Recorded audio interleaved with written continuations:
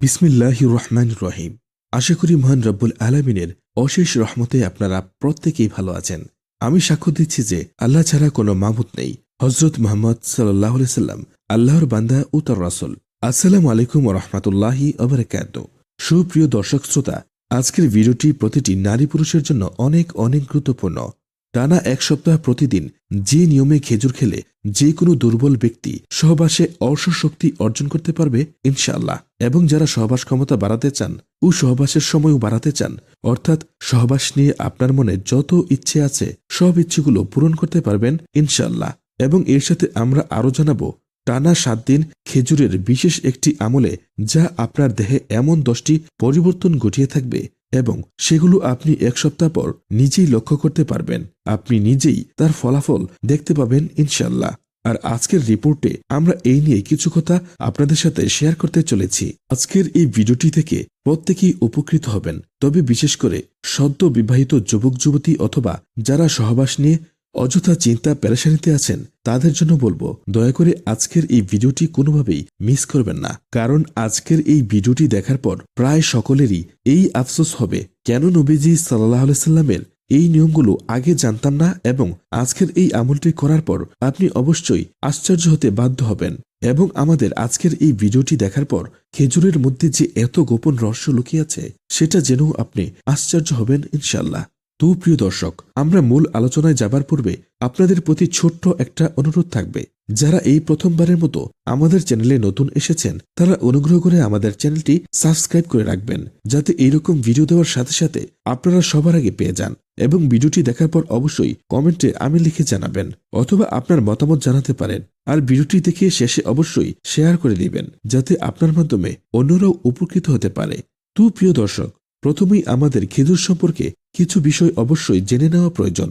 যেমন আমাদের মধ্যে অনেকেই এই খেজুরকে আমরা রমজানের ফল হিসেবে সবাই জেনে থাকি, কিন্তু এটি জানা সত্ত্বেও আপনার মনে কি একবারও প্রশ্ন আসেনি কেনই বা রাসূল সাল্লাল্লাহু আলাইহি সাল্লাম সেহরি ও ইফতারে খেজুর খেতে বলেছেন? আর সেটির কারণ হলো খেজুরে এত পরিমাণ ফাইবার থাকে যা রমজানে আপনাকে কোষ্ঠকাঠিন্য, উচ্চ রক্তচাপ, তাৎক্ষণিক দেহের শক্তি সরবরাহ করে এবং দীর্ঘক্ষণ সেই শক্তি দিয়ে দেহকে সচল রাখে। এই খেজুরে রয়েছে প্রচুর ভিটামিন, খনিজ, ক্যালসিয়াম ও পটাশিয়াম। খেজুরে থাকা অ্যান্টিঅক্সিডেন্ট আপনার দেহের রোগ প্রতিরোধ ক্ষমতাও বৃদ্ধি করে দেয়। এছাড়াও আশ্চর্যের বিষয় হলো প্রতিটি খেজুরে রয়েছে 20 থেকে 25 মিলিগ্রাম ম্যাগনেসিয়াম, যা আমাদের উচ্চ রক্তচাপ কমাতে সাহায্য করে। এছাড়াও যারা রক্তস্বল্পতায় ভুগে থাকেন তারা প্রতিদিন আমাদের বলে দেওয়া নিয়মে তথা রাসূল সাল্লাল্লাহু আলাইহি সাল্লামের এই আমলে আপনার দেহের রক্তস্বল্পতার সমস্যাও দূর করবে ইনশাআল্লাহ। একজন সুস্থ মানুষের শরীরে যতটুকু আয়রন প্রয়োজন তার প্রায় 11 ভাগ পূরণ করতে পারে এই খেজুর। যারা চিনি খেতে পারেন না তারা চিনির পরিবর্তে খেজুর পরিমাণ মতো খেতে পারেন। খেজুরে থাকা নানাবিধ খনিজ আমাদের হৃদস্পন্দের হার ঠিক রাখতে সাহায্য করে। খেজুর লিউটেন ও জিক্সাথিন থাকায় তা আমাদের চোখের রেটিনা ভালো রাখতে সাহায্য করে। দ্বিতীয়ত, আমাদের দেহের যত প্রকার ক্যান্সার সেল আছে এটি তা ধ্বংস করে দিতে পারে। এক্ষেত্রে আপনাদের জ্ঞানার্থে জানিয়ে রাখি, প্রতিটি মানুষের শরীরে প্রতিনিয়তই ক্যান্সার কোষ তৈরি হয়, আর এটিকে আমাদের দেহের ডিফেন্স সিস্টেম তথা রোগ প্রতিরোধী বাহিনী ধ্বংস করে দেয়। কিন্তু যাদের দেহের এই রোগ প্রতিরোধী বাহিনী অত্যন্ত বেশি মাত্রায় দুর্বল, তারা একসময় এসে ক্যান্সারের বাহিনীর কাছে এসে পরাজিত হয়। আর এই ক্যান্সার সেল যদি 6 সপ্তাহ কোনো মানুষের দেহে টিকে থাকতে পারে, তাহলে এটি কোষ বিভাজনের মাধ্যমে আমাদের দেহে ক্যান্সার হিসেবে স্বীকৃতি পায় অথবা টিউমার হিসেবে আত্মপ্রকাশ করে। অর্থাৎ তখন আপনি ধীরে ধীরে ক্যান্সার সেলের কাছে পরাজিত হতে চলেছেন। কিন্তু এই 6 সপ্তাহের মধ্যে কেউ যদি এমন কিছু খাবার খেয়ে নেয় যা তার রোগ প্রতিরোধ বাহিনীকে শক্তিশালী করবে, তাহলে সেই ক্যান্সার সেলগুলোকে আমাদের দেহের রোগ প্রতিরোধী বাহিনী আস্তে আস্তে ধ্বংস করে দিতে পারে। কিন্তু এটাও মনে রাখতে হবে, যদি একবার আপনার দেহ ক্যান্সার সেলের কাছে পরাজিত হয়ে যায় তাহলে কিন্তু আবার মিষ্টি জাতীয় কোনো খাদ্য খাওয়া যাবে না। কেননা এই জাতীয় মিষ্টি যে কোনো খাবার থেকে ক্যান্সার কোষ বা সেলেরা শক্তি গ্রহণ করে থাকে। তাই দেহে কোনো রোগ বাসা বাঁধার পূর্বেই তার আগেই দেহের ইমিউনিটি সিস্টেমকে, অর্থাৎ আমাদের দেহের কোনো রোগ বাসা বাঁধার পূর্বেই আমাদের দেহের ডিফেন্স সিস্টেমকে তথা রোগ প্রতিরোধ ক্ষমতাকে বাড়িয়ে তুলতে হবে। এই নিয়ে আজকে আর বেশি কিছু বলবো না, অন্য কোনো দিন অন্য কোনো আলোচনায় বিস্তারিত আলোচনা করব ইনশাল্লাহ। অর্থাৎ সংক্ষেপে এতটুকু জেনে রাখুন, আমাদের দেহকে যেন সর্বোচ্চ রোগ ক্যান্সার আক্রান্ত করতে না পারে। সেজন্য আপনাকে নিয়মিত খেজুর খাওয়া জরুরি এবং আপনি সমস্ত রোগ থেকেই মুক্ত থাকতে পারবেন ইনশাল্লাহ। 3 নম্বর, মুখে রুচি বাড়াতে খেজুরের কোনো তুলনাই হয় না। খেয়াল করে দেখবেন অনেক শিশুরাই তেমন একটা খেতে চায় না। তাদেরকে নিয়মিত অল্প পরিমাণে খেজুর খেতে দিলে তাদের খাওয়ার রুচি বাড়বে এবং শুধুমাত্র শিশুরই নয় বরং বয়স্করাও মুখের রুচি বাড়াতে খেজুর খেতে পারেন।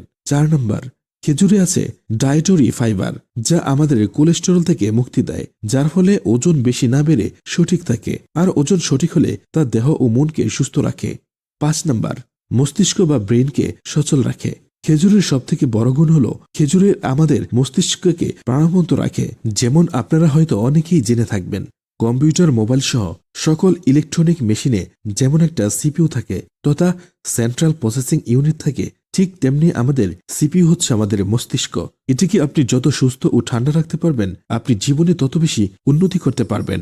আর মস্তিষ্কের সবচেয়ে বড় শত্রু হল মেজাজ, ক্রোধ, রাগ, অতিরিক্ত উদ্দীপনা, অতিরিক্ত দুশ্চিন্তা ইত্যাদি। এই ক্ষতিকর সমস্ত কিছু থেকে খেজুর আপনার ব্রেনকে প্রতিহিত করতে সাহায্য করবে। 6 নম্বর, আমাদের ক্লান্ত শরীরে যথেষ্ট পরিমাণ শক্তির যোগান দিতে সক্ষম এই খেজুর। 7 নম্বর, অন্ত্রের কৃমি প্রতিরোধে খেজুর অন্ত্রে উপকারী ব্যাকটেরিয়া তৈরি করে থাকে, যা আমাদের হজমেও সাহায্য করে থাকে।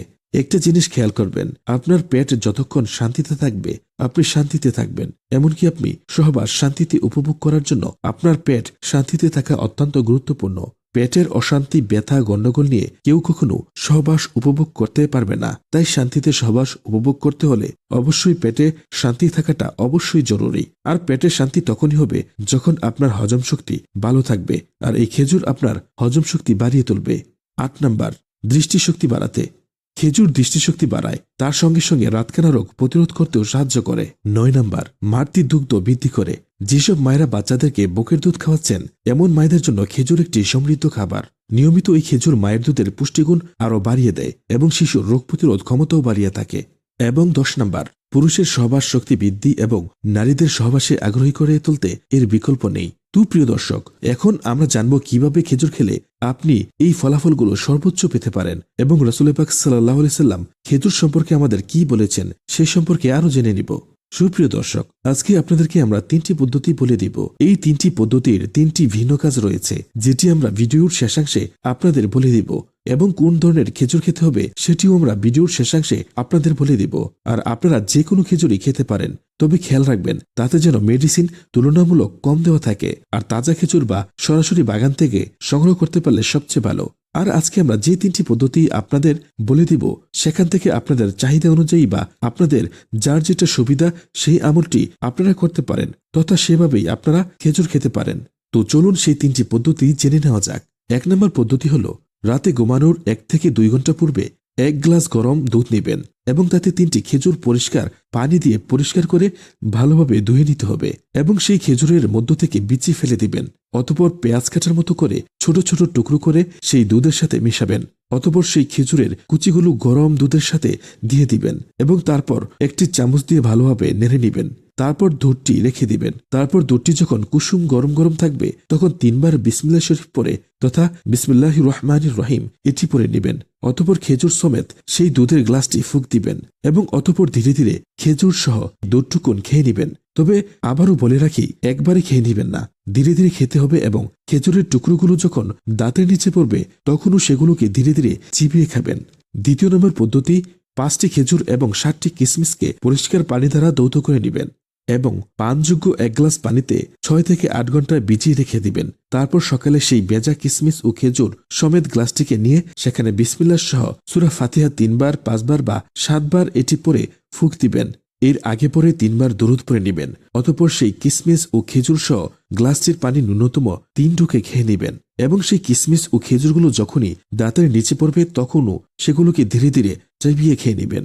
3 নম্বর পদ্ধতি, ভোরবেলায় খালি পেটে খাওয়ার জন্য 7টি খেজুর ও বড় আকারের 3 টুকরো তরমুজ অথবা একটি মাঝারি আকারের শসা নেবেন। তারপর যথারীতি সেই খেজুরগুলোর বিচি ফেলে দিয়ে তরমুজের সাথে ভালোভাবে মিশাবেন। আর যদি তরমুজ না পেয়ে থাকেন তাহলে শসা দিয়েও করতে পারবেন। সেক্ষেত্রে খেজুর ও শশাকে পেঁয়াজ কুচির মতো ভালোভাবে কেটে নেবেন। তারপর সামান্য পরিমাণ নরমাল তাপমাত্রার পানি দিয়ে সেটাকে কিছুক্ষণ আলুর ভর্তা করার মতো মেখে নেবেন এবং তারপর খেজুরগুলো যখন একেবারে নরম হয়ে যাবে তখন শশা হলে আরও সামান্য পরিমাণ পানি মিশাবেন, আর তরমুজ হলে পানি মিশানোর দরকার পড়বে না।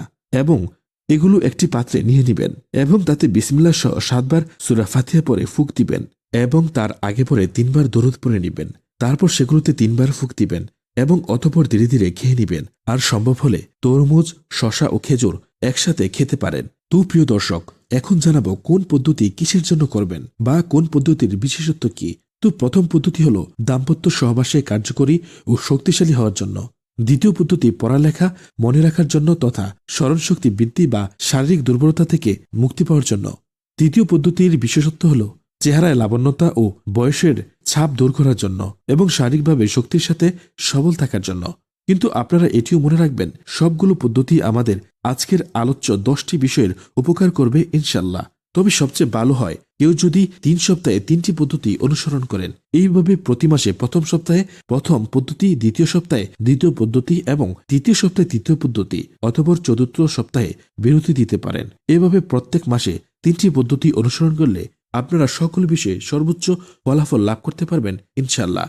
তবে এই ক্ষেত্রে সতর্কতা হলো দিনে 4 থেকে 5 বার বেশি বেশি করে এই আমলটি করতে যাবেন না। দিনে শুধুমাত্র একবারই করবেন, সর্বোচ্চ 2 বার করবেন এবং নিয়মিত করবেন। আর মেয়েদের হাইজের সময় শশার পরিমাণ কম খেতে হবে। তবে পারলে পিরিয়ডের সময় শশা এবং দুগ্ধ না খাওয়াই উত্তম। কিন্তু এমনিতে শশা ও দুধ ব্যতীত অন্য আমলের মাধ্যমে খেজুর খেতে পারবেন। যেহেতু হাইজের সময় দুধ ও দুগ্ধজাতীয় খাদ্য যেমন দই ও পনির ইত্যাদি খেলে তলপেটে ব্যথা সৃষ্টি করতে পারে, তাই এই সময় এই খাবারগুলো কম খাওয়াই উত্তম। তো এখন আমরা জানব রাসূল সাল্লাল্লাহু আলাইহি সাল্লাম খেজুর সম্পর্কে আমাদের কি বলেছেন। হযরত আব্দুল্লাহ রাদিয়াল্লাহু আনহু হতে বর্ণিত, তিনি বলেন, নবী সাল্লাল্লাহু আলাইহি সাল্লাম খেজুরের সাথে শশা খেতেন এবং আমাদেরও খেতে বলেছেন বা উৎসাহিত করেছেন। এবং তিনি কখনো কখনো কাঁচা খেজুরের সাথে আবার কখনো কখনো পাকা খেজুরের সাথে শশা মিশিয়ে খেতেন। হযরতে আয়েশা রাদিয়াল্লাহু তাআলা আনহা থেকে বর্ণিত, রাসূল সাল্লাল্লাহু আলাইহি সাল্লাম বলেছেন, তোমরা তরমুজের সঙ্গে পাকা তাজা খেজুর মিশিয়ে খাও, কেননা একটির গরম আরেকটির ঠান্ডা তা প্রশমিত করবে বা সামঞ্জস্যতা বজায় রাখবে। এবং হযরত আব্দুল্লাহ ইবনে জাফর রাদিয়াল্লাহু আনহু থেকে বর্ণিত, তিনি বলেন, আমি রাসূল সাল্লাল্লাহু আলাইহি সাল্লামকে শশার সঙ্গে রাতাব, কাঁচা অথবা পাকা খেজুর খেতে দেখেছি। সুপ্রিয় দর্শক, যারা ভিডিওটি দেখেছেন তারা ভিডিওটি শেয়ার করে অন্যদেরও জানিয়ে দিন এবং কমেন্টে আপনার মতামত লিখে জানাবেন অথবা কমেন্টে আমিন লিখে জানাতে পারেন।